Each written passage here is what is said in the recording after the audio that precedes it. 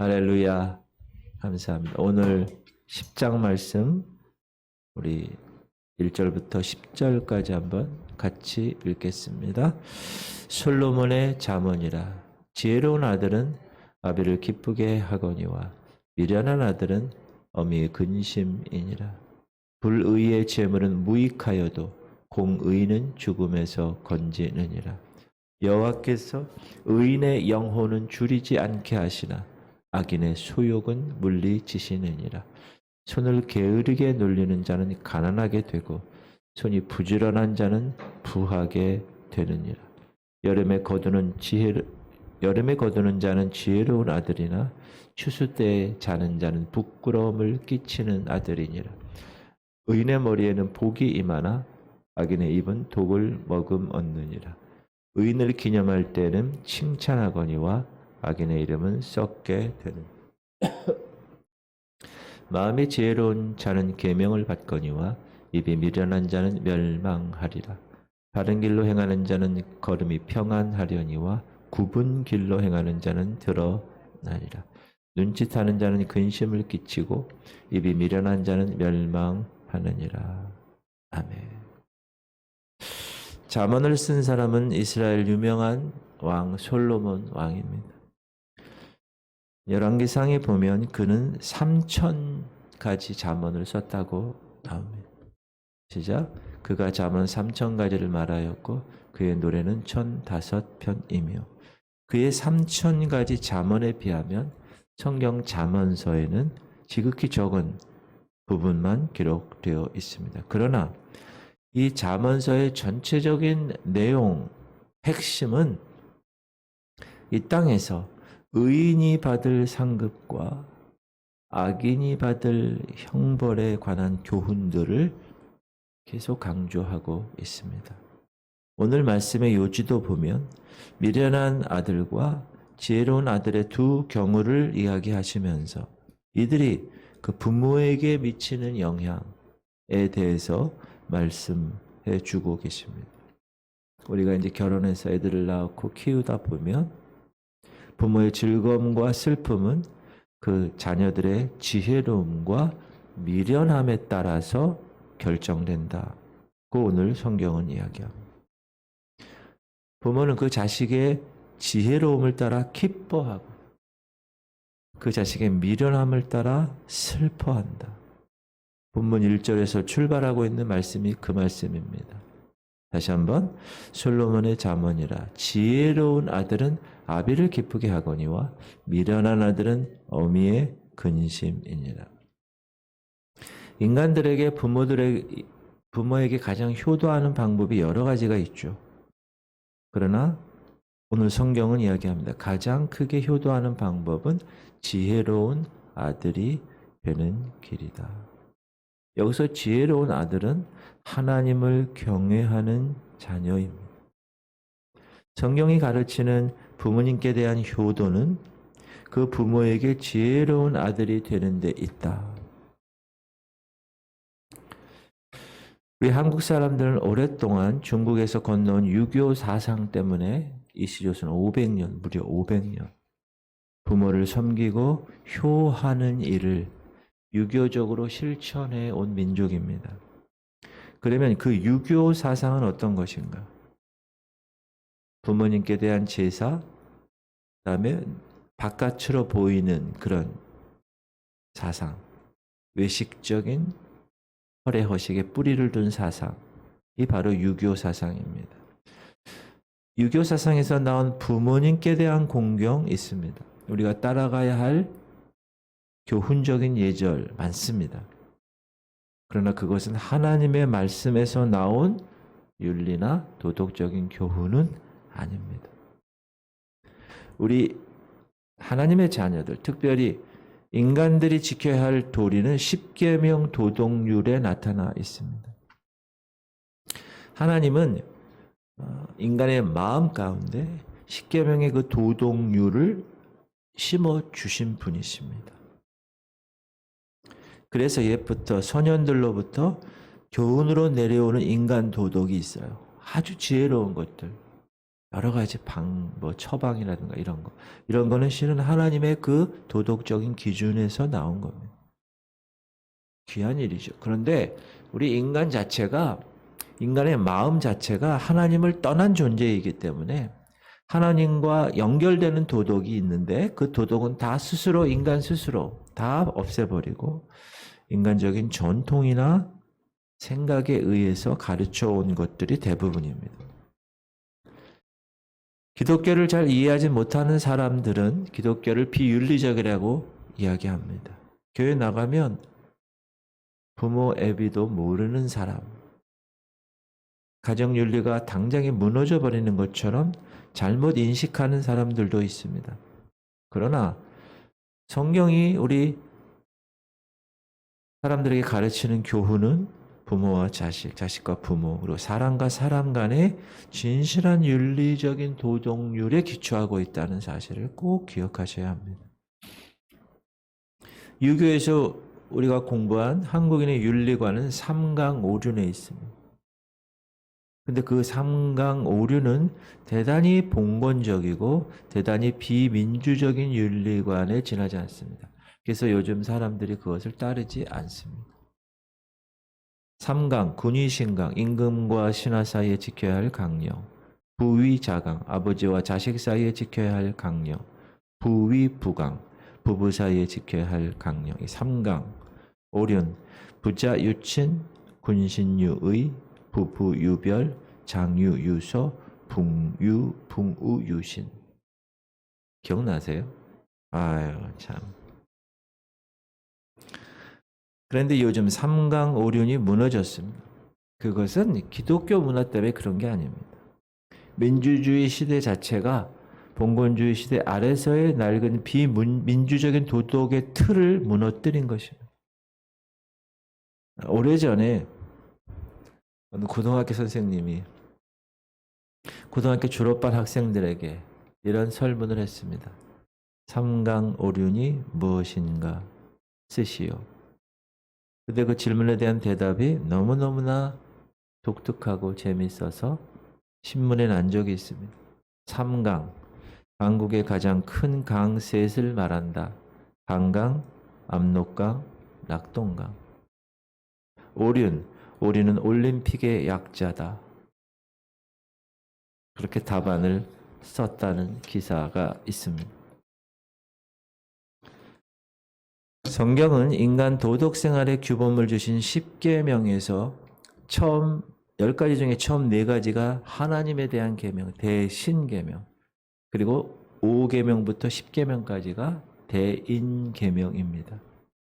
처음에 4가지는 하나님과 사람과의 계명을 빼면 5계명부터 시작하는 사람과 사람의 계명의 첫 번째가 네 부모를 공경하라.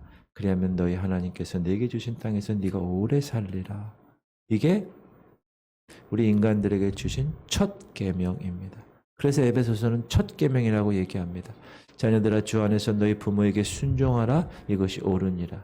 내 아버지와 어머니를 공경하라. 이것은 약속이 있는 첫 계명이니 이로써 네가 잘되고 땅에서 장수하리라.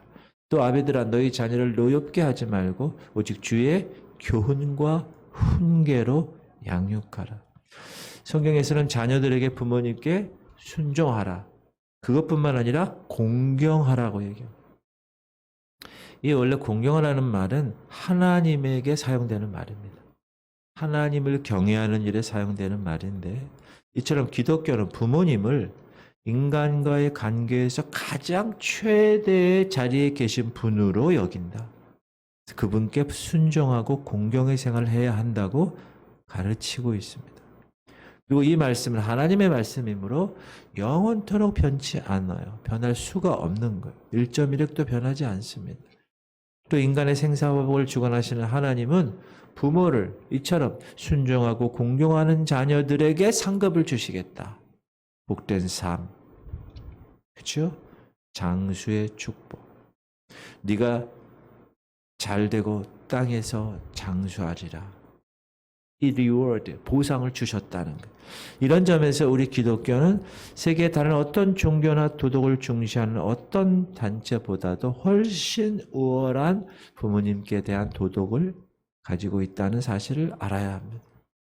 그런데 툭 하면 제사 내세우면서 제사를 부모님께 대한 효도로 생각하는 잘못, 그것을 우리는 깨우쳐 줘야 하는 것입니다.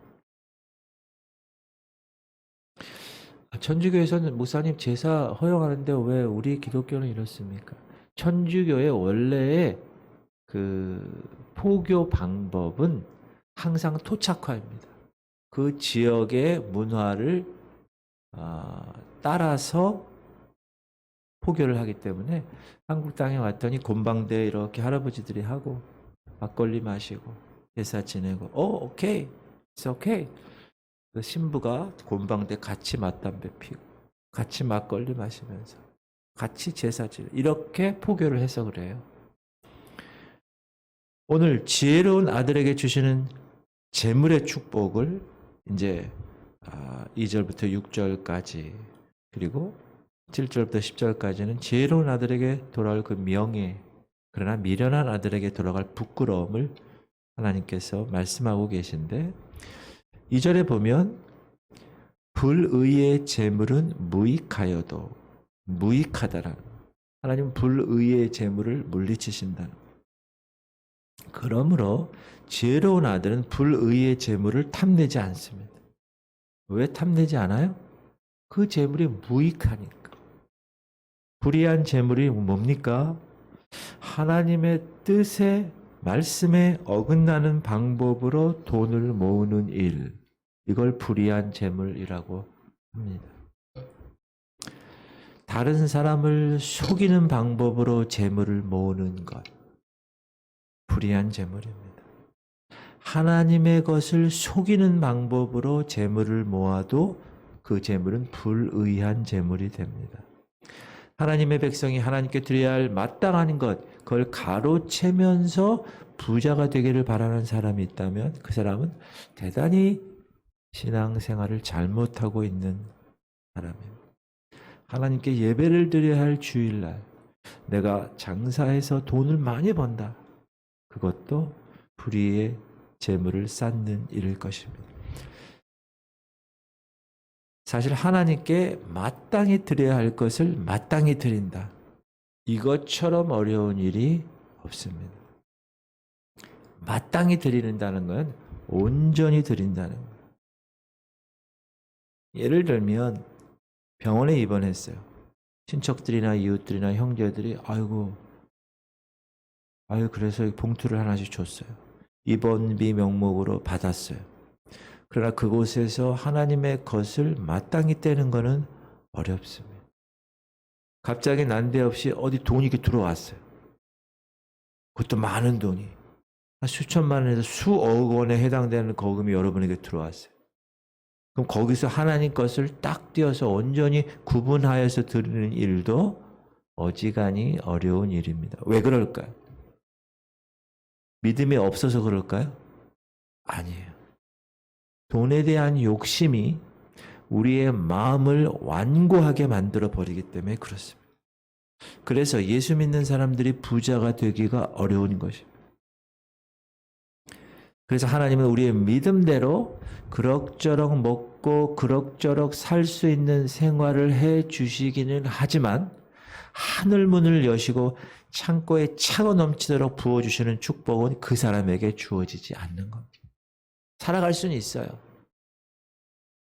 그러나 하늘 문을 여시고 재정의 창고를 여시고 재정의 천사를 풀어서 그렇게 차고 넘치도록 하시지는 않는다. 왜? 이런 사람들의 재물을 불의한 재물이라고 하기 때문에 하나님은 이 재물을 그 사람으로 누리지 못하게 하시고 자기에게 갈 그 목만 차지하게 하시고 나머지는 그 손에서 빼앗아서 그 돈을 갖기에 합당한 사람에게 옮기십니다. 이게 성경적입니다. 여호와께서 집을 세우지 아니하시면 세우는 자의 수고가 헛되며 여호와께서 성을 지키지 아니하시면 파수꾼의 깨어 있음이 헛되도다. 너희가 일찍 일어나고 늦게 누우며 수고의 떡을 먹음이 헛되도다. 아무리 아둥바둥 애써도 그 불의한 재물로 모은 것은 헛된 수고로 끝나 버린다. 그뿐이 아니라 하나님이 강력하게 얘기하십니다. 나 만군의 여호와는 이르노라. 그들은 싸울지라도 나는 헐리라. 그들은 싸울지라도 나는 헐리라. 돈에 눈독을 들여서 돈을 모으는 일에만 급급한 사람들, 불의한 재물과 의로운 재물 구별하지 못하는 사람들, 자기 것과 하나님 것을 구별하지 못하는 사람들, 그렇게 자꾸자꾸 쌓죠. 그래도 하나님 손에 의해서 헐리고 마는 것입니다. 이게 성경적인 원리입니다. 재물은 내 손에만 들어오고 내 품에 안기면 내 것이 될 줄 알고 생각했다간 큰 코 다칩니다. 네가 어찌 허무한 것에 주목하겠느냐. 정령이 재물은 스스로 날개를 내어 하늘을 나는 독수리처럼 날아가리라. 그 돈이 머물러 있을 집이 못 되면 그 돈은 스스로 날개를 가지고 다른 곳으로 날아가 버립니다. 하나님이 빼앗아 날려버리는 거예요. 그러므로 돈에 관한 여러분의 재정관을 정확하게 갖고 이 땅을 사셔야 합니다. 다음에 하나님은 지혜로운 자들은 줄이지 않게 하신다는 거예요. 이것은 하나님의 영원한 변치 않는 법칙입니다. 너희 성도들아 여호와를 경외하라. 그를 경외하는 자에게는 부족함이 없도다. 아멘. 젊은 사자는 궁핍하여 줄일지라도 여호와를 찾는 자는 모든 좋은 것에 부족함이 없게 하나님이 하신다는 거예요. 비교급 최상급이에요. 모든 좋은 것에 부족함이 없는 거예요. 누가? 여호와를 경외하고 여호와를 찾는 자. 이게 성경적인 원리입니다. 이 법칙에 대하여 복음서에서 예수님도 이렇게 말씀하셨어요. 그러므로 염려하여 이르기를 뭘 먹을까? 뭘 마실까? 뭘 입을까 하지 말라. 이는 다 이방인들이 구하는 것이라. 너희 하늘 아버지께서 이 모든 것이 너에게 있어야 할 줄을 이미 아신다. 그런즉 너희는 먼저 그의 나라와 그의 의를 구하라. 그래야면 이 모든 것을 너희에게 더하시리라. 조건절이 그의 나라, His kingdom, His righteousness, 그의 의를 먼저 구하는 거, first, seek first, 먼저 구하라. 그러므로 내일 일을 위하여 염려하지 말라. 내일 일은 내일이 염려할 것이요 한날의 괴로움은 그날에 족하리라. 그래서 우리의 재정관의 순서는 먼저 구하는 거예요. 그 나라와 그 의를. Added unto you. 당신에게 그러면 다 더해 주신다는 거예요. 이 재정관을 가지고 삶을 살면 하나님이 다 부족함이 모든 좋은 것에 부족함이 없게 채우십니다. 하나님의 것이기 때문에 먼저 구했기 때문에 priority number one 우선순위 1번이기 때문에 하나님이 모든 좋은 것에 부족함이 없어요. 젊은 사자는 궁핍하여 줄이는 거예요. 여러분 사자 중에서 동물의 왕이잖아요. 젊은 사자는 대단한 존재입니다. 그러나 궁핍하여 줄일 때가 있어요. 그 존재가. 그러나 여호와를 찾는 자는 모든 좋은 것에 부족함이 없게 하시는 거예요. 그런 주인공들이 되시기 바랍니다. 그런 지혜로운 자녀들이 되시기 바랍니다. 딴 데 가서 돈 막 아무리 쌓아놔도 하나님이 허신다고 그랬어요. 드신다.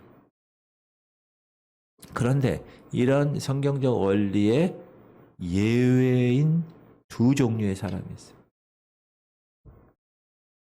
첫 번째는 하나님 나라를 위해서 자기 스스로 가난과 고난의 길을 걸어가는 사람입니다. 이건 하나님이 허락하신 사람이에요. 이런 사람은 장차 하나님 나라에 가게 되면 말할 수 없는 영광을 그 보상으로 받을 사람이에요. 이건 사명이에요. 사명. 두 번째 사람은 하나님께서 그 사람을 귀한 일꾼으로 쓰시기 위해서 연단하는 사람이에요. 이런 사람, 하나님이 특별히 선택한 사람, 그런 사람은 십자가의 길을 걸어가게 하는 거예요. 하나님이 짊어지게 하신 십자가를 벗어날 도리가 없는 사람. 그래서 연단을 통하여서 하나님께서 쓰임받을 만한 그릇이 되기까지는 고난의 길을 가야 되는 사람. 자, 6절부터 9절까지는 의인이 얻을 명예와 악인이 얻을 수욕에 대해서 말씀하고 계십니다. 의인의 머리에는 복이 임하고 그 걸음이 평안할 것이야. 6절 의인의 머리에는 복이 임하나 악인의 입은 독을 머금 얻느니라. 의인의 길은 여호와께서 인정하십니다. 시작. 무릇 의인의 길은 여호와께서 인정하시나 악인의 길은 망하리로다. 창조주 하나님께서 인정하는 거예요. 여러분, 하나님이 인정하면 누가 거스르겠어요? 여러분, 교회 목사가 인정해도 혹은 대통령이 인정해도 선생님이 인정하면 얼마나 프라이드가 있어요. 이야, 나 선생님한테 인정받았어. 그런데 하나님이 인정하시는 거예요. 어떻게 사는 사람? 의인들의 길.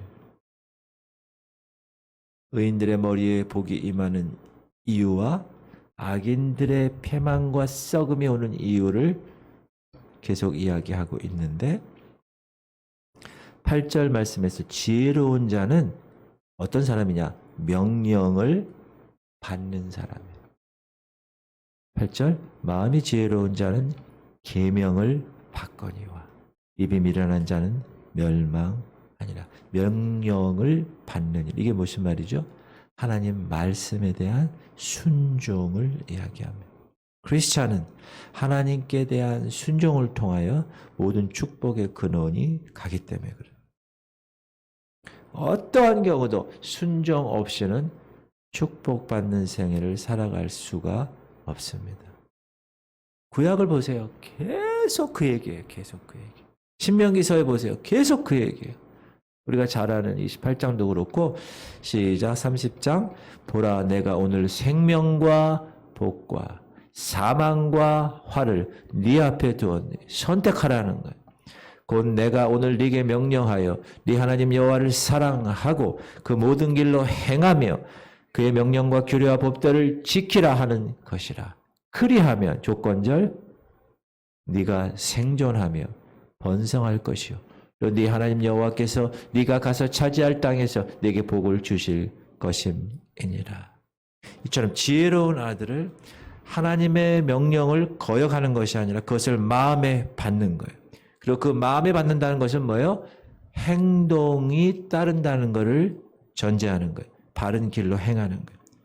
그러므로 그의 인생길은 평안합니다. 그에게 항상 칭찬이 오게 되고 그의 머리에는 복이 임하는. 근데 그 지혜로운 하나님의 말씀을 이 머리에 있는 사람들은 마음에 있지 않고 머리에 있는 사람들은 생활이 순종되지 않아요. 생활이 그 말씀대로 가는 게 아니에요. 미련한 사람이에요. 아무리 교회 나오고 아무리 강단에서 나오는 선포된 말씀을 들어도 이 머리판에 새기면 그렇게 되지 않습니다. 6절 악인의 입은 독을 머금 얻느니라. 미련한 아들이 패망하고 그 이름이 썩는 이유는 뭐냐면 그 입에서 나오는 악독 때문에 악독을 머금고 있기 때문에. 10절에서는 입이 미련한 자는 패망한다 라고 얘기합니다. 자, 입에 악독이 있다. 이건 진실이 없는 입술을 말합니다. 하나님께 값진 입술은 진실입니다. 진실이 없는 입은 모두 가증한 입입니다.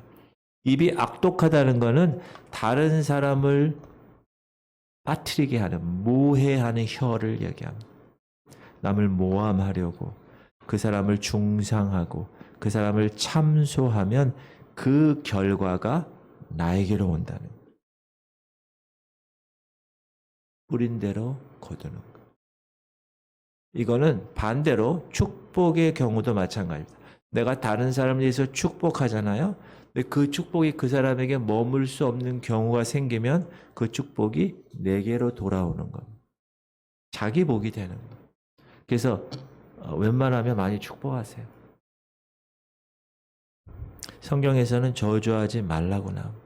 축복을 빌라라고 얘기하라. 그죠? 그가 저주하기를 좋아하더니 그것이 자기에게 임하고 축복하기를 기뻐하지 아니하더니 복이 그를 멀리 떠났으며. 우리가 명심해야 할 말씀이에요. 그래서 사람들 얘기할 때 항상 축복해 주세요.